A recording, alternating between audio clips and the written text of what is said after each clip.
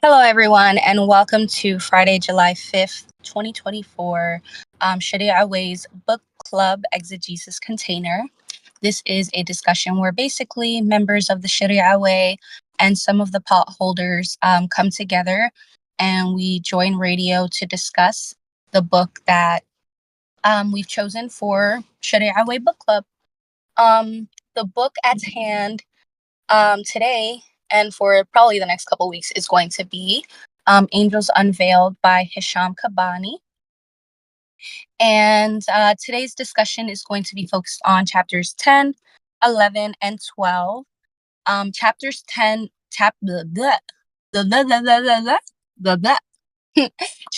10 is on Joseph's beauty. Chapter 11 is on Jonah and the whale. And chapter 12 is titled Mary's Virgin Angels.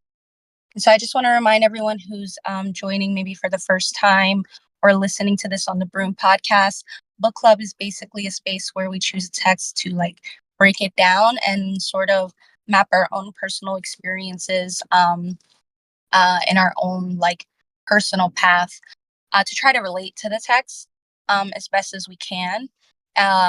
I usually try to pick texts that are like universal in the sense that there's stories in them that a lot of people can relate to. And what else did I want to say?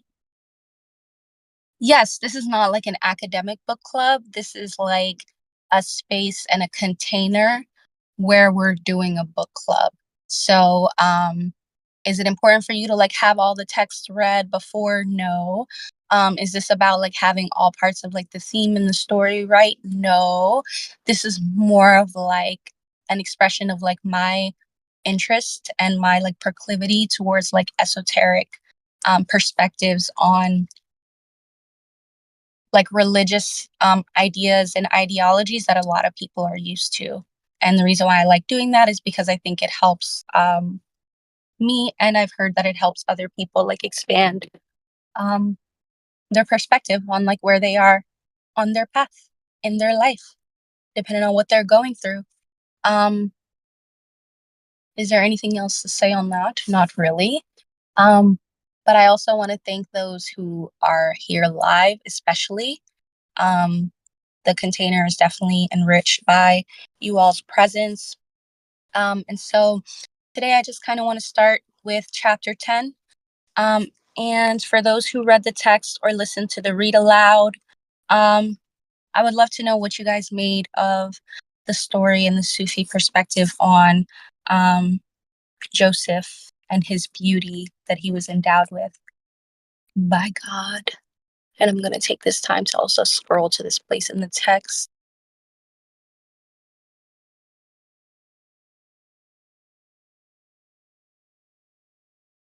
I guess I'm also curious if there was another story or another version of Joseph, and yeah, that you guys are bringing to the table as well, that maybe made this version of it more new for you. Okay, yeah, I can't think of any other versions of the story of Joseph. Um, I think more than anything in this chapter, personally, I was really interested in this idea of angelic beauty. And also another thing that came up for me was a curiosity about how if beauty in this chapter was replaced with a different word, what would that word be? And so of course I wanted to look up the etymology of beauty, which I'll do now, and I'll share it in the chat while some people type. Etymology of beauty.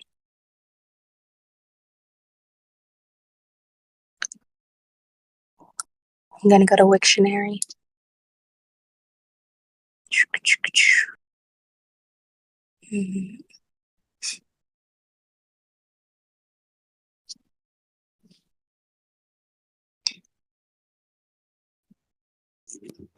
Okay, I'll screenshot it and share it in the chat.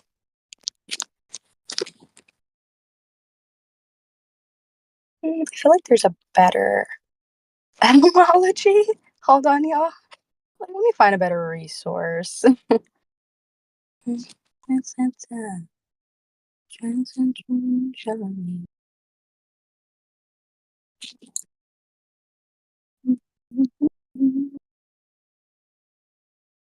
All I keep seeing is like French origin, so maybe it is like Latinic. But yeah, there's a bunch of different questions that came up for me, so I'll share this in the chat. Let's see.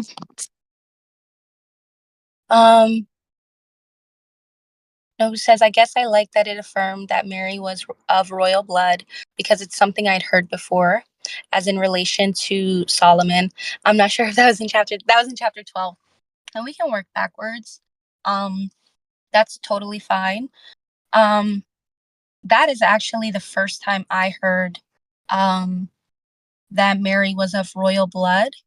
So yeah, I'm kind of curious if anybody has like, sorry to like pivot so quickly, y'all, but I guess when we'll come back to like Joseph and his angelic beauty, and kind of skip to like chapter 12 to Mary and her virgin angels.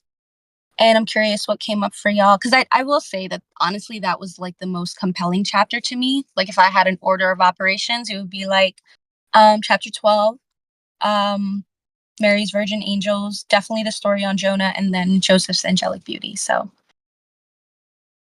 I'm happy to pivot. Yeah, I'm curious what y'all got from that chapter. Who was Solomon?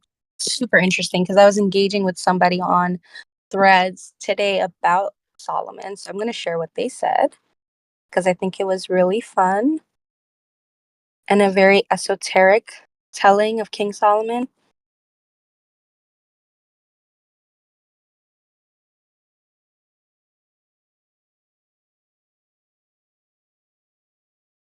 All right, let's see. He was like denoted as the king of Israel.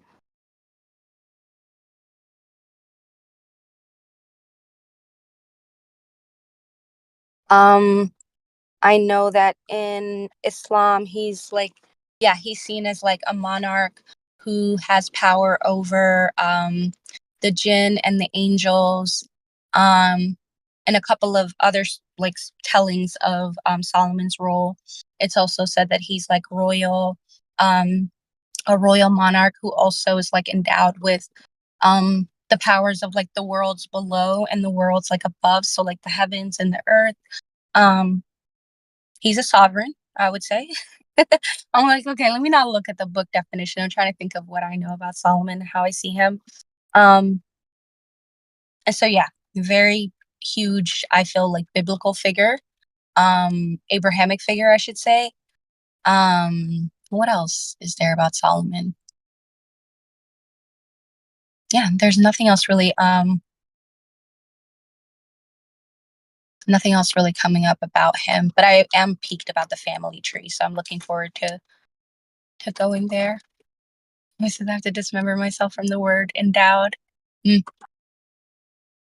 Yes, so Mary was a descendant of him according to the chapter, and it reads, let's see. I go to it now.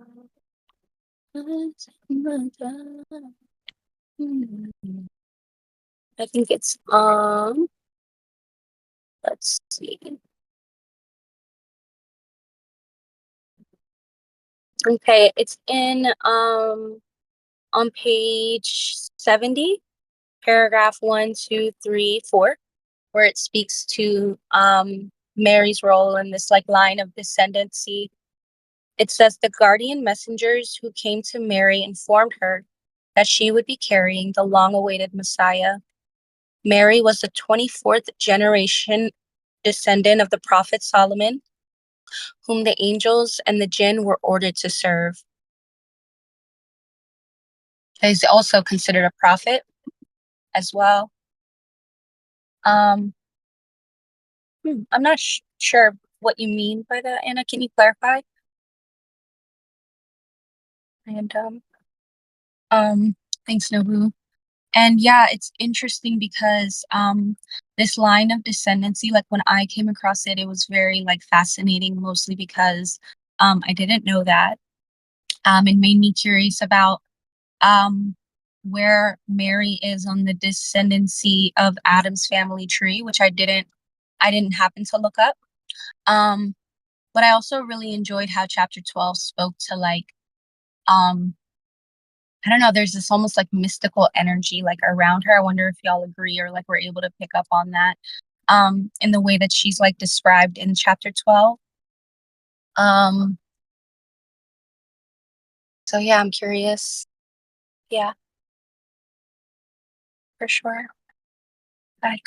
Lump says I had gotten the impression that she was a common person who was very virtuous. Yes, yeah, that's kind of the impression that I've gotten from her as well, and the descriptions. Um, and it also seems like in the text too, not to like keep bringing us there, but it seems like in the text they seem to like emphasize her like spiritual purity. Um, but yeah, I'm gonna take a step back and see if there's anything else that comes up for y'all regarding the chapter.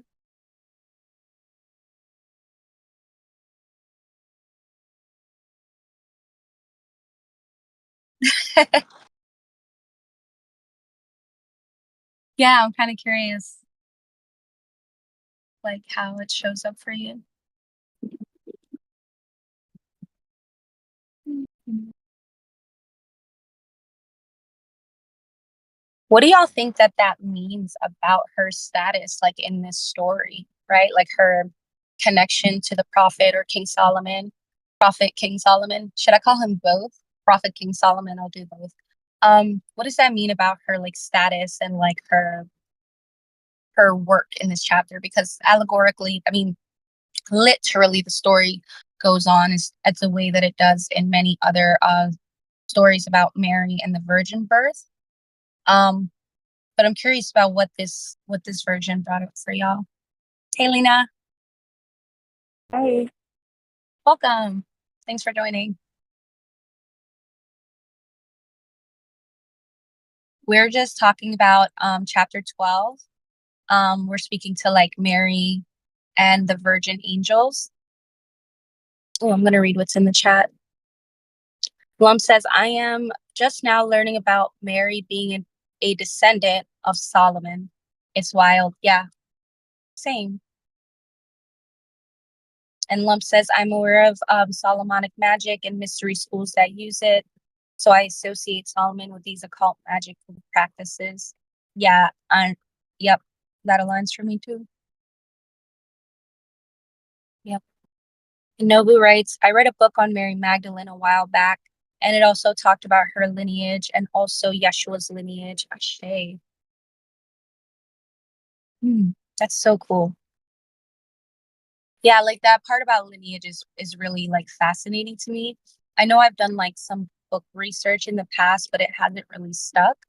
Um, so yeah, I can't recall like what anything I read actually like talked about, but it's pretty fascinating to me. Nobu writes in the chat, what's coming up for me is how Yeshua's soul was put in Yeshua's body and how he would have had Mary's ancestral code. Makes me wonder about what's happening at the DNA level. Ooh. Yes, thank you for speaking to that. I'm curious as well. Um, Yeshua's soul was put into Yeshua's body and how he would have had Mary's ancestral code. Do you want to speak more to that and like how you see that?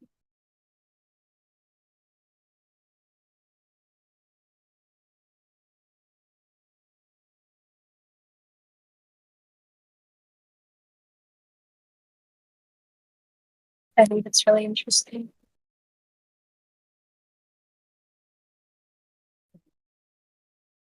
Oh well, yes. We're getting into the weeds of it for sure. Or if there was someone else's DNA in there. Ooh, interesting. Sonobu says, I'm not sure how a zygote would have formed without a sperm, or if there was someone else's DNA in there, or if it was just all Mary's DNA. Yeah, and that's kind of like, I'm happy you spoke to that, like that elixir and like how that came to be. Hmm, super fascinating.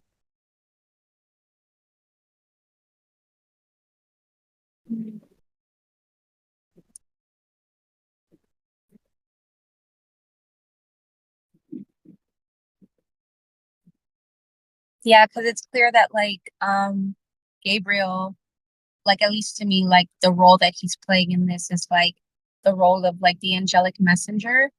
Um, and so even when he's like playing a role, it's not that he's the one that like impregnates her.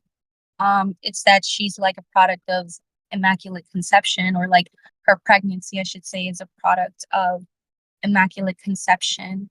Um, but I've always been curious about like the esoterics and like what's actually going on in the body as it relates to like, yeah, like immaculate conception, and also like um I don't want to say parthenogenesis, but like self-capitulation, so much so than like somebody can like, yeah, produce a an offspring. And so yeah, I'd love to speak about like the alchemy that that symbolizes, and then I'd also like to speak to like the literal like biological aspects there. um so yeah. um Noah says, but in a way, I'm also thinking of how Yeshua's soul ends up pairing with the earth ancestors of Mary, including Solomon. Interesting. Yeah, I'm kind of curious what y'all make of what's coming up so far. Like, even if you haven't read the text, like, what are some things that come up for you around like the story of Immaculate Conception? Um, how does genealogy work? Because I do feel like that's kind of like behind what you're sharing too, Nobu's like this question that forms for me is like, so then how does genealogy work in the process of like immaculate conception? It's really, it's like sincerely like a mystery to me, but I would love to explore it.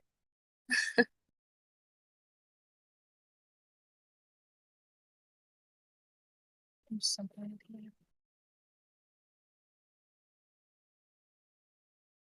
Parthenogenesis, from the Greek parthenos, virgin, genesis, and creation, well, I can't say the Greek word, is a natural form of asexual reproduction in which growth and development of an embryo occur directly from an egg without need for fertilization.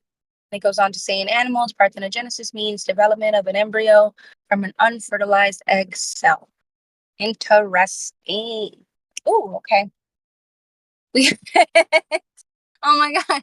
Well, we were talking about lizards like last book club, so I'm glad that it came up today because lizards are pictured here. So I'm like, yeah, let's go there. Let's go there. Um, we also have a mention of 3,000 Years of Longing in the chat. I'm curious if anybody ever watched that movie, and the way that Solomon is depicted in that film is majestic, and his relationship with the Queen of Sheba is majestic in that movie. But yeah, I'm curious what's coming up. I'm gonna take a step back and sip my coffee because I feel like I've been talking for a while.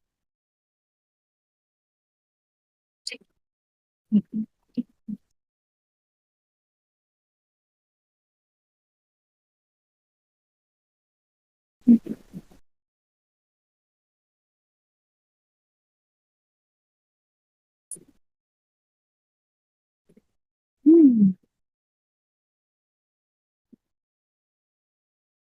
Ooh, and Nova brings up miscegenation. Yeah, y'all feel free to unmute. This gift.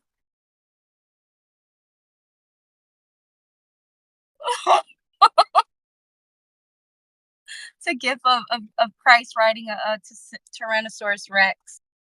Damn. I'm gonna save that gift for like future use.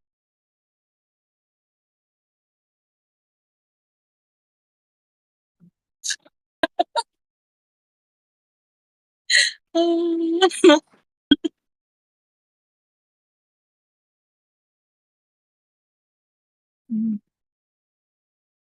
Mhm.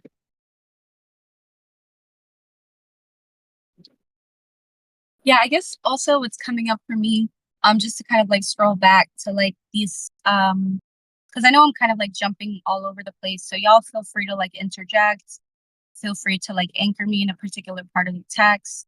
Um, and yeah, the chat is still open if y'all are like, well, this stands out to me. I really like this part. Um, because yeah, I'm open to kind of like flow. But what's coming up for me right now regarding like the King of Solomon, the Prophet Solomon, um, is I kind of wonder if he was a demigod.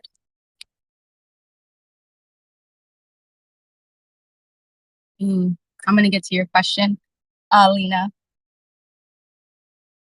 because I feel like it's kind of connected to what I'm asking. Yeah,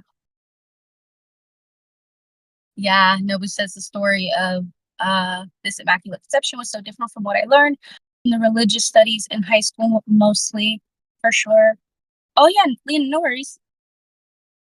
That's totally fine. Yeah, and I guess like for me, the question of like demigod comes up in relation to like when I just think about like the powers that it's like the power that like Solomon is said to have. And even in the film, right? Like for those who didn't watch it, it's totally fine. But there is something that I've always noticed from that film is like the way that he's able to like enchant Queen of Sheba.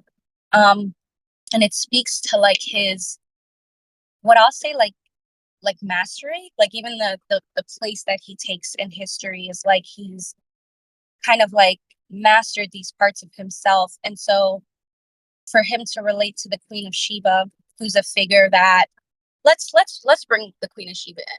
Let's do it. Let's do it. Drop the Wikipedia in here. The Queen of Sheba. Sheba. So the Queen of Sheba is also known as Bilqis in Yemeni and Islamic traditions and Makeda in Ethiopian traditions. She's a figure first mentioned in the Hebrew Bible.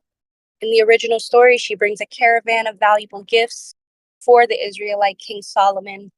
This account has undergone extensive Jewish, Islamic, Yemeni, and Ethiopian elaborations and has become the subject of one of the most widespread fertility cycle of legends in Asia and Africa.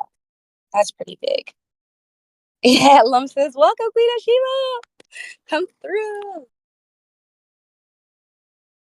So she's also kind of like seen as like a mystical figure depending on like what side of the story you're reading it on, but for me she is depicted as this like mystical woman. So again, the power that or like the mastery that Solomon displays by being able to like move her and like enchant her says something about him. It also says something about her, and I think this being the lineage that like Mary comes from is like symbolic of what was inside Mary from my perspective. That she was again like given this like spiritual power, um, this sense of not just sense, but almost probably like spiritual technology of wholeness to be able to um yeah, produce a zygote without like the text says, without the will of a man. Um And so, yeah, I'm still kind of curious of what that means about like the genealogy of the baby. Because I'm like, then who the baby daddy? So like, sorry. I'm like, so then like, how does that work? But I don't know. I don't know. I'm curious what comes up for you guys in relation to that, like allegorically, and like the idea of like, I think for me what comes up is like feminine prophethood, like femme coded prophethood, and then like femme coded like mastery slash sovereignty. Um, ooh, shit, that's real. Nobu says that feels aligned, some level of refinement to be channeling a zygote. Hmm. And we definitely know from like earlier chapters, especially in this text, that it is very possible for like um these figures in Abrahamic like traditions to like yeah, like kind of like be endowed with spiritual power. But of course, this is like kind of the first time we're seeing like a woman. So it's very pivotal. There's also like a whole surah in the Quran, which I think we talked about last episode in relation to Mary, that I think would also help fill in some of these, not gaps, but like just also like open up perceptual windows, I should say, about how um, Islam, different sects within Islam, and the Sufi perspective sort of venerate Mary, I would say. Oh, Lump asks a beautiful question. What if magic and synchronicity played some role? Huh. Would you care to elaborate?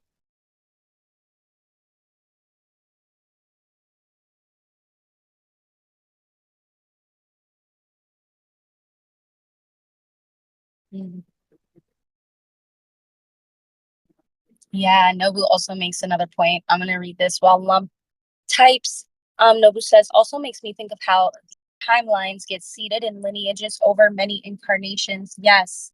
There's also something, I'm not sure if this stuck out to you all, but the number 24, like the fact that Mary was Solomon's 24th descendant, um, was really telling to me because I'm like, okay, like numerologically, four, wait, 2 and 4 equals 6, and 6 represents like the body and like numerology, and she's like endowed with this power to create a body. And I was like my brain was like exploding, which is good because I'm like, I didn't want to capture this stuff with my brain. I wanted to really like feel into it. And I just kind of like felt like the text had like these different, like seeds.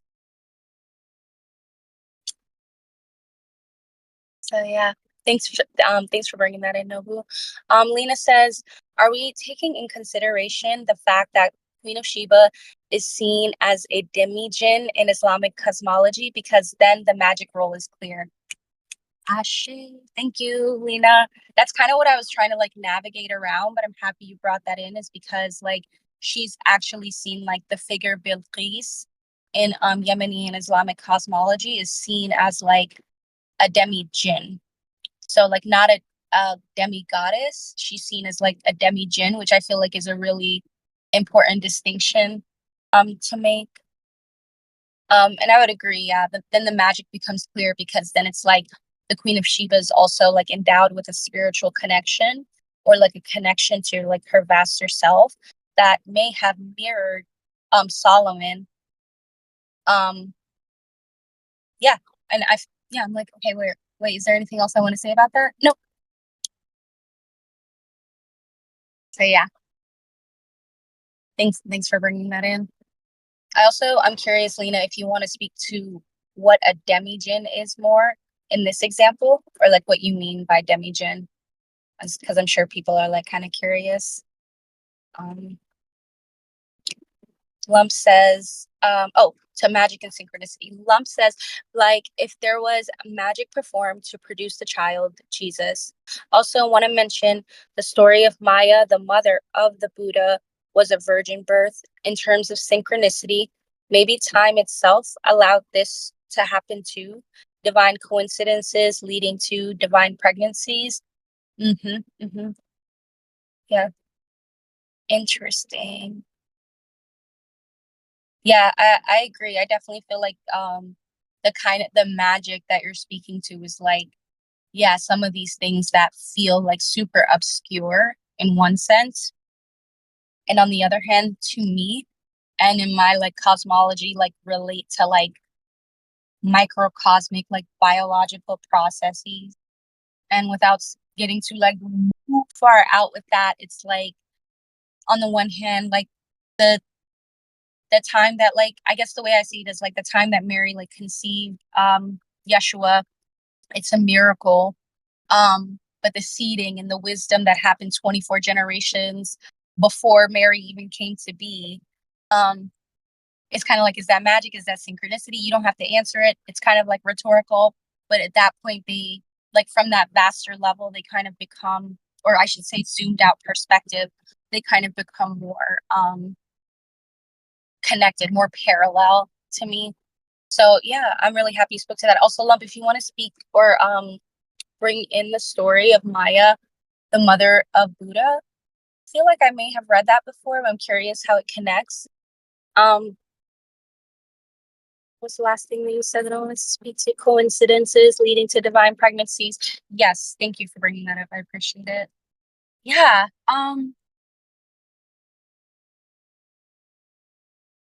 What kind of alchemical process can you imagine, like, if you put yourself in Mary's shoes?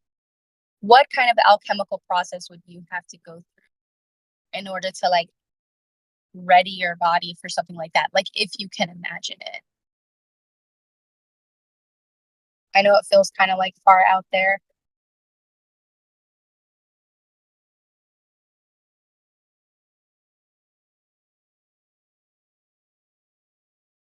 Mhm.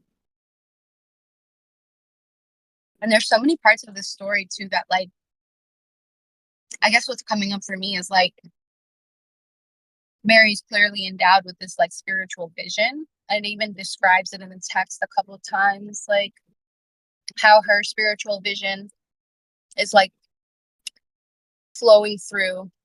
And so like the material world looks one way, but in her mind's eye, she's seeing something different. And so yeah, that's just fascinating to me. Hmm. Lena says, sure. According to the cosmology, one of Shiva's parents was a Joan, a jinn, and the other was human. I forget which is which. Okay, awesome. Thank you. Hmm. Hmm. Yeah, I forget too, but again, this just kind of like adds to like the magic that was in the cauldron to like make Mary, who then made Jesus. So it's really cool. Nobu responds to Lump saying, I guess it's like what else was going on that made it the right time for her to conceive? Well, I feel like the souls that incarnate in our vessels are imbued when we are born. Oh my gosh. Thanks for saying that, Nobu, because that actually brings me to something in chapter what was it? I had written it down. Chapter is it the one about Mary? No. I think it's early in Joseph's beauty. Because the part of the text actually like describes that, like starts to speak to what our souls are up to before we come into a body. So I'm gonna find that and then try to direct us there. Oh, I went too far. Ah, it is on page 57, and I'll screenshot it for those who are here live.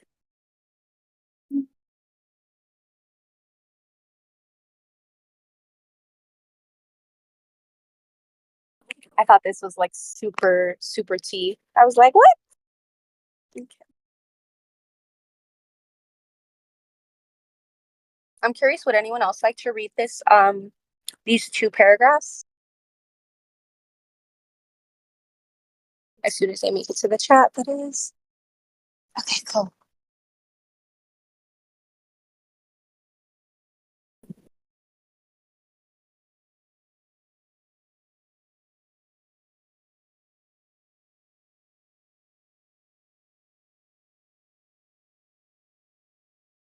If not, I can read it. It says, where were we before coming to this world? In the spiritual world. What were we doing there? No one knows. Souls are never in need of eating, drinking, sleeping, or anything that the body needs. Souls are even more ancient than angels, for they were created in a time whose beginning no one knows. From that time on, our souls have been swimming in God's oceans of power and beauty. It is impossible for the body to carry or withstand the power of the soul. If it were to try, it would melt. What reaches the earth from the sun? Only its rays. However, if the sun were to come even one step closer to earth, life would be no more possible for us on the face of earth.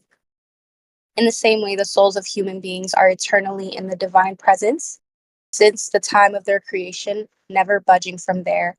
but one single ray comes to our bodies. Mm-hmm.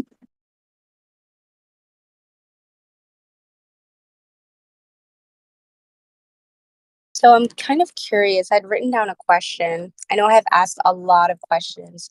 So when I ask this one, I'm going to really be quiet for like 2 minutes.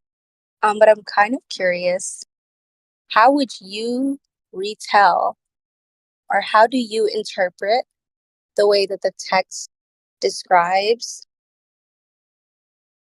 God's oceans of power and beauty? And to you, what are these oceans of power and beauty?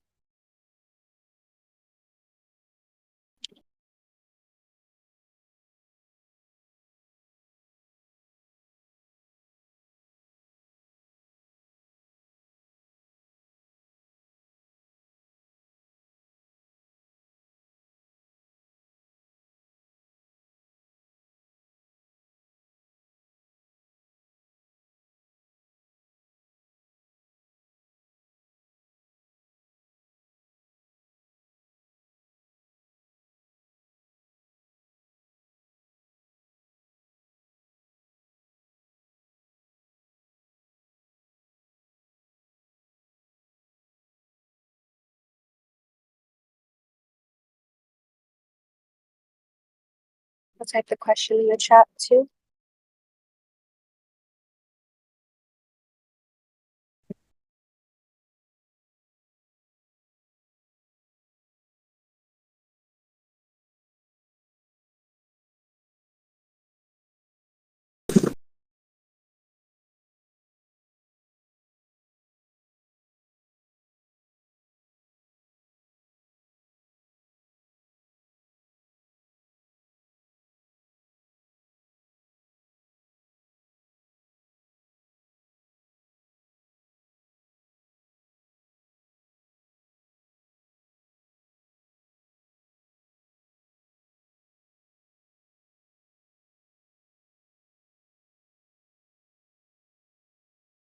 And there's like no right or wrong answer. Just kind of curious how y'all interpreted that. Nobu says the interplanetary medium. Boom. Anna says the void? Question mark?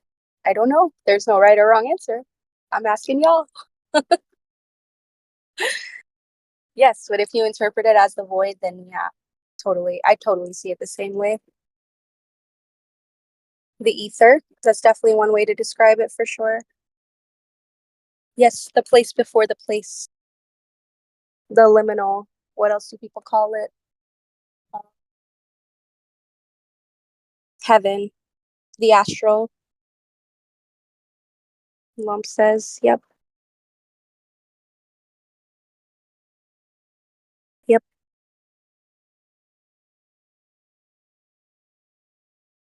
And I thought that this was really interesting. Um, but yeah, I'm kind of curious what this section brought up for y'all, if anything. Um, the part where it speaks to souls are even more ancient than angels, for they were created in a time whose beginning no one knows is really like poignant to me, especially since this text is about it's centered on angels. And so we get this kind of like story of souls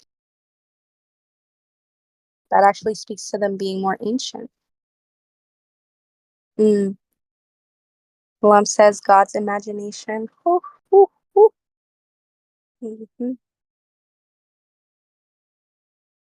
Yeah, especially the allegory of oceans of power and beauty to describe this like space or these spaces. Yeah, definitely elicits like this happening. Yeah, in a body. Hmm. Yep. And Nobu says definitely feels compatible with what I've talked about regarding how we connect to sky ancestors from my perspective. Yeah. Yeah. It makes me think of like the finger analogy and the hand, well, like the finger, the hand, the arm, and the body, and like the scale of these different parts of the body, um, is what I feel like this part of the text is speaking to. Like the sun, if it moved closer to Earth, would like burn it up. But like if one ray from the sun was to like make it to the atmosphere, then it's like you can still experience the warmth of the sun, um, without having experienced like the bursting or what the text alludes to, right? And I do agree with that. Like if we try to encompass all of our soul in our body, or all at once, yeah, it would be pretty probably like violent. That's like totally my perspective and like my projection. Um, but I do think it's like really poignant that the text takes its time to like speak to where we were before coming into this world. And then it goes on to like talk about beauty and then like Joseph's beauty. Um, and again, what I've thought, okay, so like we're kind of going backwards in the text now that we're on like Joseph's portion. There's this part on page 59 where it says that um there's like a question of like where Joseph asks where the angels were, where they came from. Um and they came from like the fifth paradise. It's described that they came from the fifth paradise.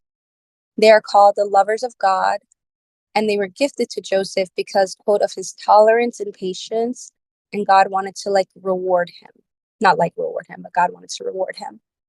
Um and so this idea of like the fifth paradise to me, like is really spicy, and I'm gonna get back to that. And then also the lovers of God is really beautiful to me. Um because I also feel like, again, I think we talked about this last book club, like the Sufi perspective has a really like keen way of speaking to like metaphysical principles. Um, and so yeah, the fact that they were made, these angels that are to guard Joseph's angelic beauty are also known as lovers of God, and they are created from, what is it called? The fifth paradise. Um, I'm curious what you guys make of that. Like what is a fifth paradise? What makes it different than like say a fourth paradise to you? And Paradise 5.0. And I'm kind of curious, um what does it mean to you to be like a lover of God, or to have the angelic duty of being a lover of God? And this is going to get us to um what's his name, Jonah, and his stubbornness. Yeah, but anyways, Nova says that Paradise 5.0 means that you have a better camera. Absolutely. 100%. Book club over. Better pixels, better ingredients. I like that though. I do get the sense that it speaks of like more light quotient probably. But I think it goes into like, I don't know, there's something about the lovers of God too. Lump asks, what does lover mean? Ha ha ha. Yes, indeed. What do y'all think it means in like this context?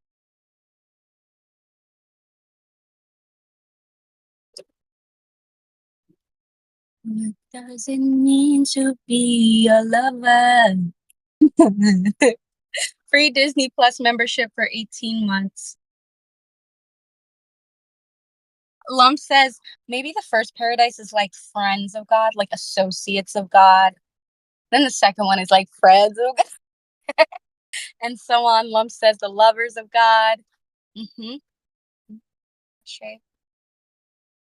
I see what you mean. Like there's this like category kind of thing happening here, which I can definitely pick up on. Nobu says I've been thinking of love recently as truly seen. Shay. Yep, that really aligns to me. Mm. So the lovers of God as like an angelic role, especially if we think about the way Hisham Kabbani describes in this text like angels. He speaks to angels as beings with no free will. So like for these beings to be created to like love God, also like I don't know, for me, it, like, kinda reflects the way, like, God loves themselves, you know? But also, like, love being the thing that, like Nobu says, helps you see things as they are. I'm sure there's part of these angels, I wonder if y'all see it this way too, but I feel like there's part of these angels and their role that they're, like, very aware of, that their role is to, like, simply, like, love God, which could also look like loving themselves because 'cause they're an extension of God. So it's like, "Ba, ba, ba, ba, ba," and they do talk to Joseph, yes. Um, they end up, like, having, like, this really beautiful, like, I think they, like, speak to Joseph in, like, prose. So, like, there's this one part on page 59 where it says, describing this love, of the angels, it says, "This love and this beauty also goes to all that God has created other than human beings and nature." So it goes to trees, mountains, animals, and rivers. Through you, they are the messengers of God's love to human beings, and they are in charge of telling them, servants of God. So, this is what the angels are to say to beings, and this is how they like remunerate their love. They say, servant of God, I remember those who remember me. My garden belongs to those who worship me. I visit those who miss me and exist for those who love me. A lover who loves, his words are truthful. He who is intimate with his lover, his action is always correct. Who loves to meet me, I will love to meet him. This is again the angel talking to Joseph. So then Joseph says to the angel, yearning and fondness have driven me to the love of God. I never hated death and his other servants as his other servants did, because I know it is the door that leads to my beloved. So then the angel says, O Joseph, the sign of loving God is to give precedence to God over yourself. Not everyone who worships becomes a lover of God. To love God is to leave what he does not like. Your heart and your tongue must never cease to remember him. O Joseph, you represent the beauty of paradise. You must carry three characteristics, or you cannot be the one who represents it, God's love, that is. And the three characteristics are one, to prefer God's word to the words of his creatures. Two, to prefer his meeting to the meeting of his creatures. And three, to serve and help all of his creatures for his sake. And so they like continue going on in this prose. So it's really interesting to me. Like they're kind of teaching Joseph how to love, is how I see it. But I'm curious how y'all see that conversation in this context.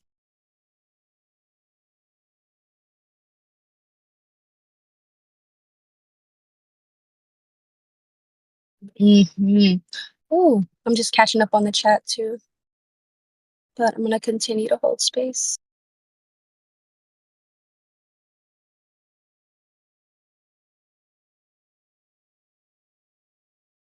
Mhm.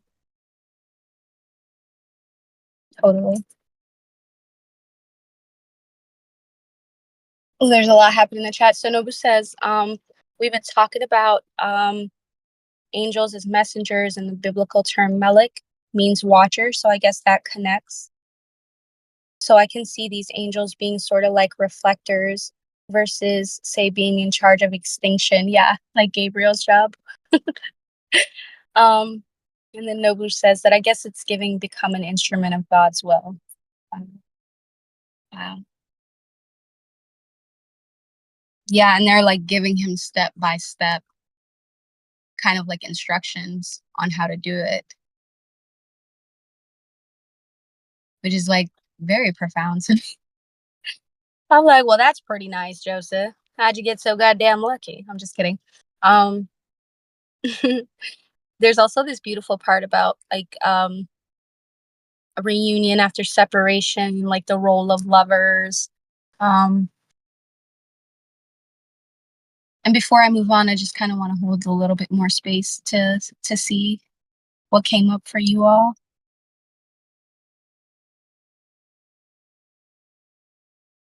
And I guess I'm kind of curious too, like when it comes to spiritual love, what is there like a differentiation for y'all between spiritual love and let's say like just like love? And if there isn't, how would you define like divine love or a spiritual love?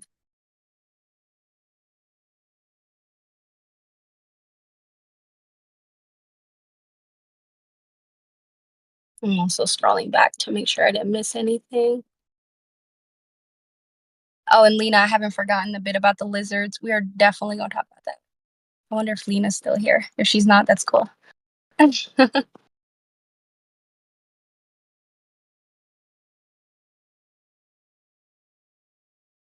Mhm.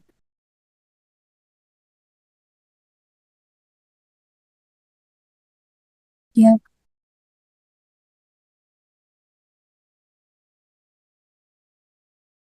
Mhm. Mhm.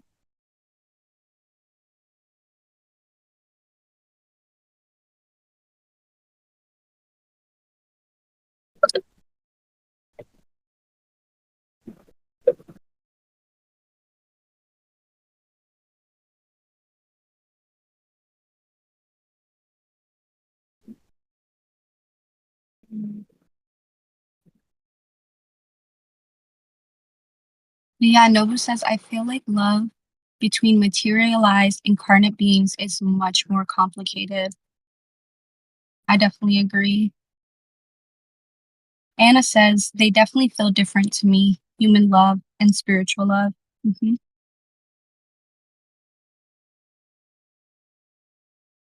Yeah, curious if y'all want to say more on how or like what features make these things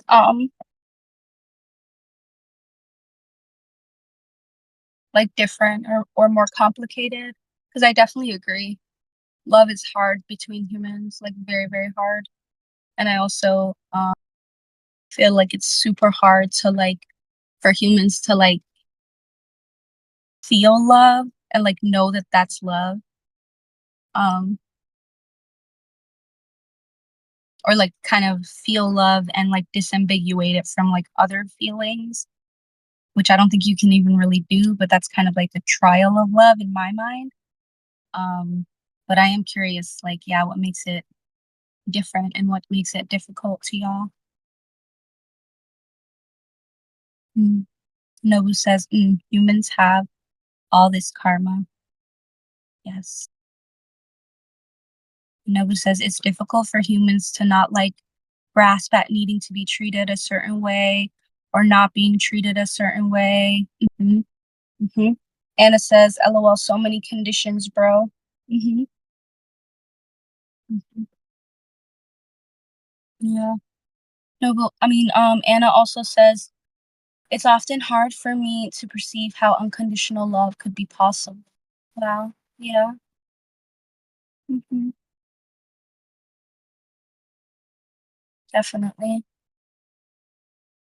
Yeah, I feel like because a lot of like in modern culture, even now, and like the way that the world is today, like a lot of people don't even talk about love without speaking to its conditions and then like trying to convince the person they're either speaking to that the conditions that they're naming are a part of like unconditional love. So like that kind of what's it called?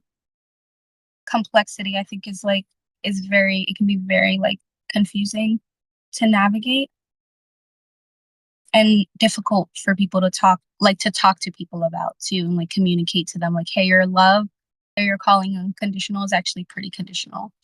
Um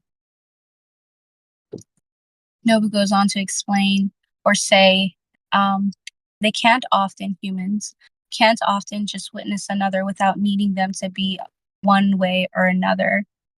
And we also need material gestures to survive interdependently. Yeah, I feel like people reference unconditional love because they don't want to take accountability to that part. Yep, yep. Yeah, yeah. So there's so many layers. And I would say like what's coming up for me is like we humans put a lot of pressure on love. And so like spiritual and divine love, like how is that different for y'all? Or what makes it the experience of spiritual love touch or tap places in your field that conditional love just doesn't or can't.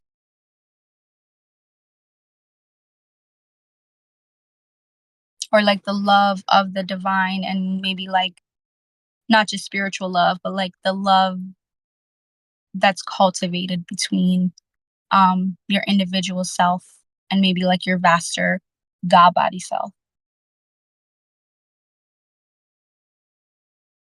And how is that different from human love?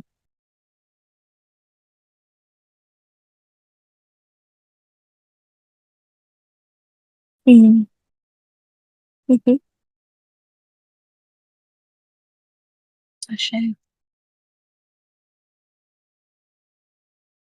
Nova says, I don't feel like spirits are ever occupied by anything else. We can be in contact all the time. Definitely. They don't have to go be with another friend and then leave me, which I love. I can relate to that. Anna says, I'm trying to find out every day. Yeah. Hmm. Hmm. Definitely like staying power for sure. And then, yeah, and then Nova says, then I can't get jealous. Facts. Yeah. Yeah. I guess there's this like presence that, um, collaborating with, especially like your vaster self. I won't say like miscellaneous spirits, but that collaboration is, from my perspective, ever present. And so it doesn't really exist under the same like conditions that conditional love does. Like you can never look at your vaster self and be like, where were you? Because they're like, bitch, I was here the whole time. Like, what's up? Like the whole time. Like so it's like you can't really throw the same like straw man fallacies at unconditional love that you can as you can with like conditional love. So it's very, yeah, very interesting. And I don't know if this chapter is even speaking to that, but I do feel like there's something about like Joseph's beauty being related to like how like being connected to like one's like source, I guess you can say, can like exhibit a sense of radiance, and magnetism. And I do think that that's true. I think that like there's like something alchemical and like really like deep that happens um in that kind of communion that I really feel like Joseph's like story is like an allegory for, or it's like, yeah, like really speaking to like the benefits, and I guess like like the work benefits that you can get from like from being like a lover of God. But I also think that that's really powerful because I feel like that's also really big in Sufi lineages, is like um that like heart cultivation. And so I can imagine that as much as this chapter is speaking about love, it's also speaking about that other side of love that speaks to like internal cultivation to have a strong connection in the first place, you know? At least that's what comes up for me. Just like reading the chat. Yeah. Radiance, Anna says, definitely. Joseph Sahadi, Nobu asks, I mean, that fifth paradise light be blasted, okay? Lexi says, maybe true unconditional love contains wisdom too. Love with wisdom, discerning. Yes, yes, and yes. Maybe true unconditional love contains wisdom too. I think there's wisdom in like everything. Um, but I can kind of hear what you're saying is like unconditional love, like maybe like strengthens you in a way. Is please disagree.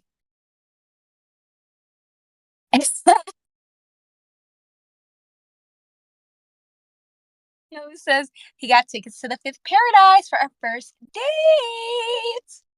Ooh. Now, what if I say no? Is God going to send the whale? Speaking of, I would like to pivot to Jonah's angelic whale and, yeah, spend some time chatting about what happened in this chapter. Let me bring up my questions because I totally forgot about them. So Jonah's whale, I think my first question was here on divine rage, because we have a channel thread. Which one is it? Let me check. We speak about divine rage a lot here in the room. Um I haven't seen it in a while, so it's not going to pop up. But it's probably a thread. Nova says thank you. Um, but yes, the story of Jonah's whale, the first thing that it brought up for me was divine rage. And I wrote here, let's talk about it. How can we see the story of Jonah applying to our own path? When does stubbornness serve you? And when does it deter you?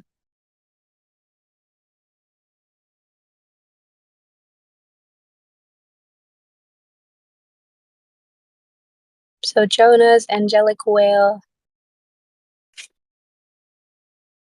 Jonah's a prophet, for those who are listening asynchronously, who was sent to the people of Nineveh and Iraq, and they were stubborn.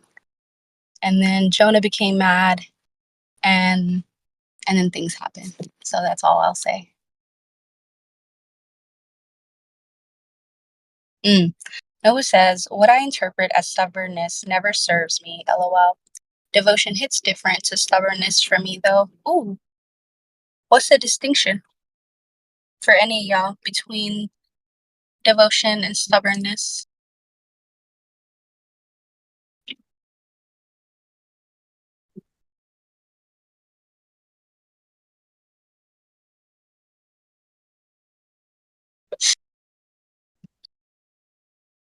Mm. Hmm. Hmm. Yes, sir. Nobu says devotion for me is being aligned in integrity. Ashe. Anna says stubbornness is giving fixation for me. Ashe. Yep. Nobu says stubbornness can feel like being resistant in one's ego. Ooh, being resistant in one's ego. Ugh. Yep. That aligns for me too. Hmm.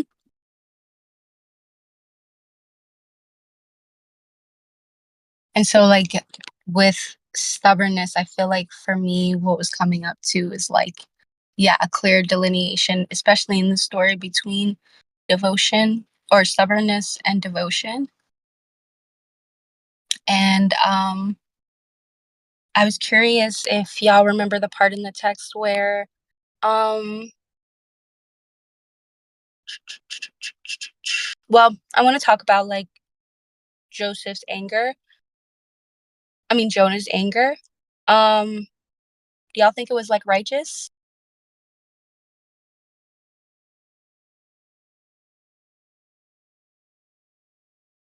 Hearing Kaliuchi Sloaner.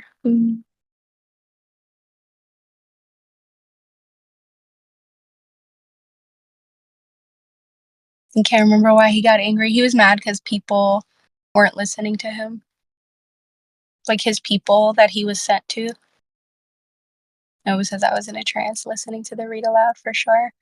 Yeah, yeah, and for those who, yeah, for the part of the story that basically that references is like, he was just pissed because his people weren't listening to him, and then he got mad, and then God sent an angelic whale, and then the whale took him around the ocean. Basically, is like how I understood it, and then he was pissed, and then in this telling of it, God tells the whale to go down to like the bottom of the ocean, and then Jonah hears the whales like praising the divine, and so then he gets like shocked. Then the text does this weird thing where it diverges and it starts to speak to a saint who's like at the bottom of the ocean and like in a state of like perpetual devotion. So the story kind of like goes on from there. Let me see if there's anything else that I'm missing from that. Um, and then finally, yeah, like the angel that was with Jonah finally inspired him after showing him these moments of like the animals giving praise, like these whales giving praise to the divine. Um, After that, he like shows him or speaks to him about the saints at the bottom of the ocean, and it kind of moves Jonah in a way to where his heart kind of like changes and he's like, "Oh man, like I've been mad at God when like I could have taken this other route." And it's I think it goes on to like speak to how like Jonah is like revered in the Quran. But what I found really profound about this is like the moment where God brings him and his angelic companion down into the ocean, and Jonah sees like the whales even praising God. And I felt like that was super profound because like I grew up like basically like that's what I was kind of like taught in like my lineages. Like anytime animals are like making sounds, for the most part, as long as they're not like in pain or like not, hungry, they're like expressing their praise to the divine in their own unique sound. And so this moment was like really profound for me because I was just trying to picture being at the bottom of the ocean, which is really hard to picture. Of course, I had to think about it allegorically. But I was trying to picture what that would have sounded like to be immersed in like not only like this mystical like moment, but like I don't know, I'm just kind of like whose heart wouldn't that change is what came up for me. Um and it was just yeah, it was just like super super super super profound. I'm gonna go back to the chat. Noah says, I don't really find being angry helps. Usually, I feel like anger, divine rage, is more likely to be invoked if it allows me to stand on my ground or protects my perspective, not so much incur upon other people's perspectives. Yes. And that's kind of what I'm happy you spoke to that, Nobu, because I kind of started to wonder if that's kind of why Jonah had to be like quote unquote humbled in this way,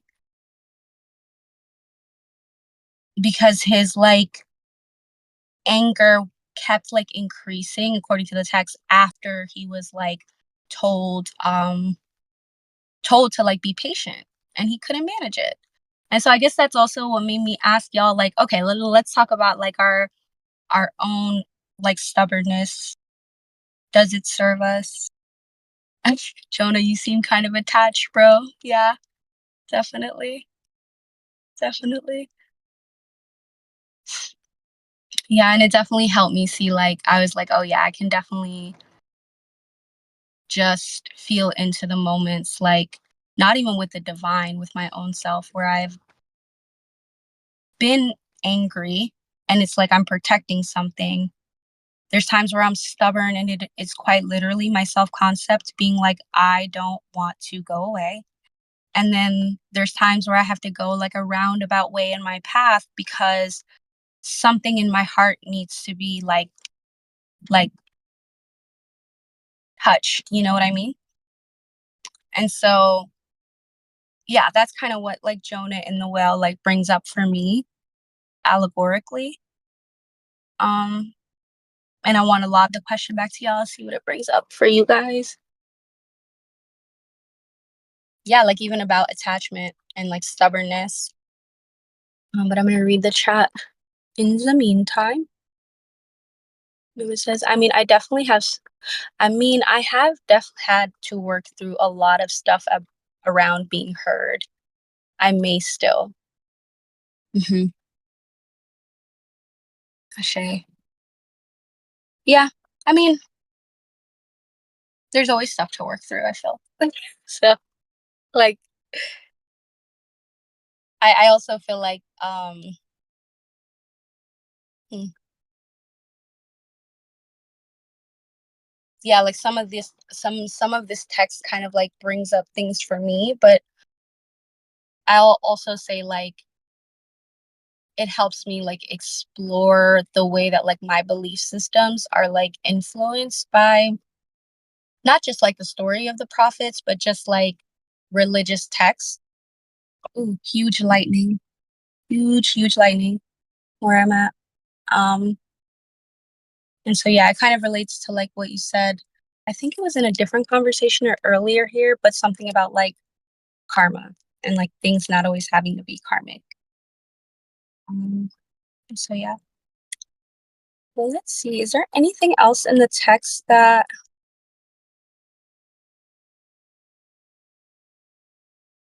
I wanted to cover? Definitely not.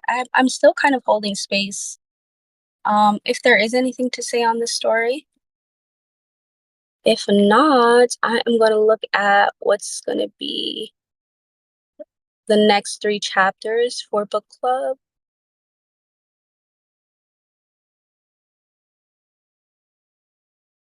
Oh, they look kind of long. Hmm. Yeah, thanks for saying that, Nobu. Nobu says, I remember seeing Anna say that Jonah was her dude or something like that. I'm curious what Anna likes about Jonah or feels affinity with. Me too.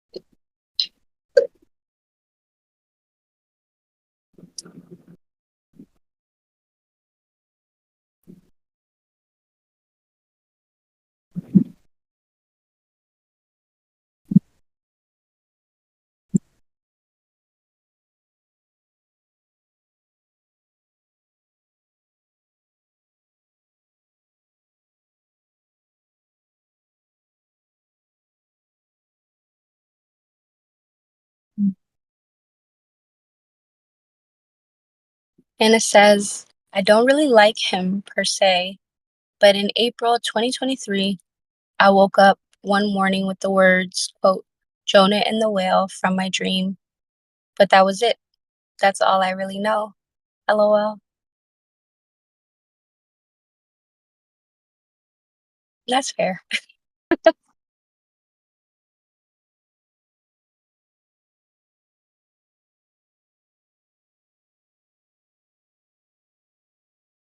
Ah, Anna said, I assumed there was some sort of message in it. Mhm. Mm. Anna says, I'd never read the story before. I'm kind of curious what you made of reading or hearing or listening to this version of that story. And were you able to like look it up after you had the dream?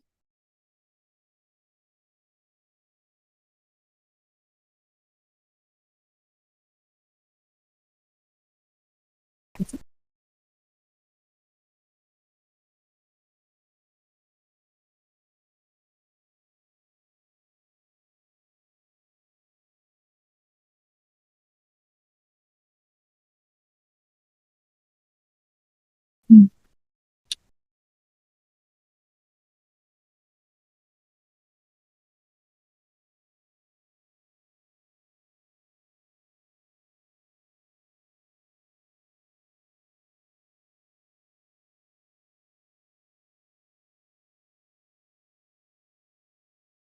My name is typing, so I'm just gonna hold space.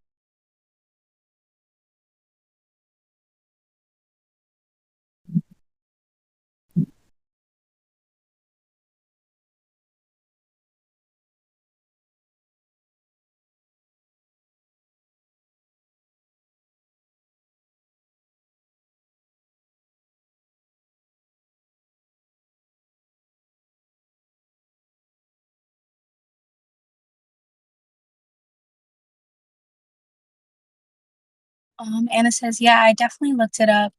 At the time, I thought the story went that God commanded Jonah to do his prophet thing, but then he didn't and he got punished. LOL. Yeah, that could very well be a version of it too. I think that actually is. That definitely aligns, yeah. At this time, God commanded Jonah to do his prophet thing, but then he didn't and he got punished. Interesting. That's super juicy. Yeah, I was kind of curious how you relate it to your dream.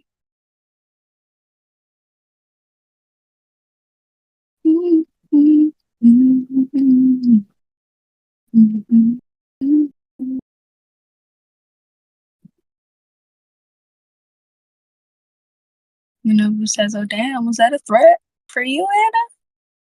Spicy emoji. Spice.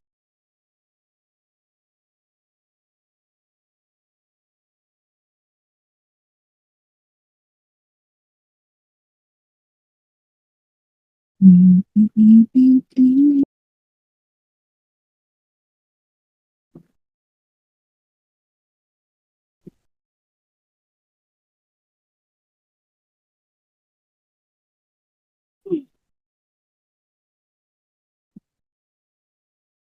And it says, "LOL, I have no idea. It seems quite different after listening to this version."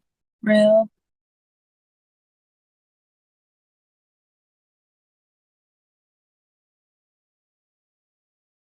How so?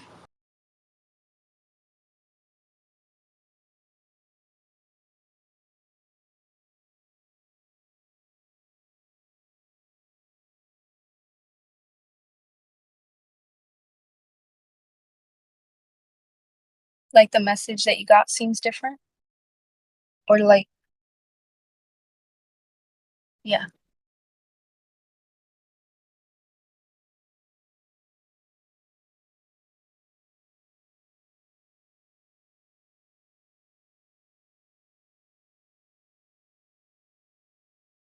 Mhm.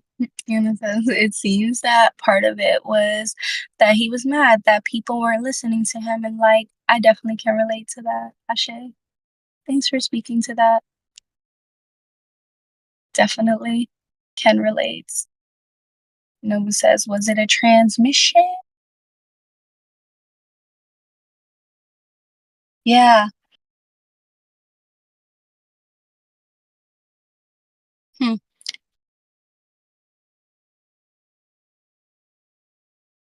Super curious, but I won't ask any more questions.